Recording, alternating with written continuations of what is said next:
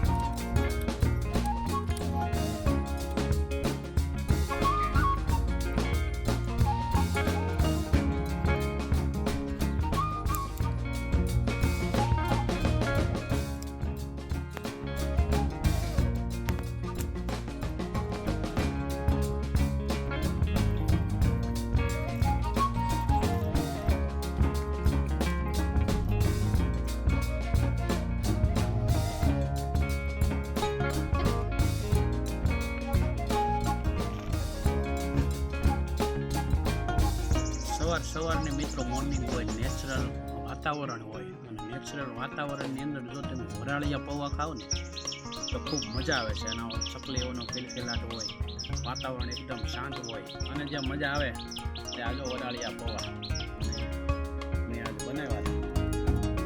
ખૂબ મજા કરી છે. જો તમે એકદમ છૂટા છૂટા અને ખાવાની મજા આવે.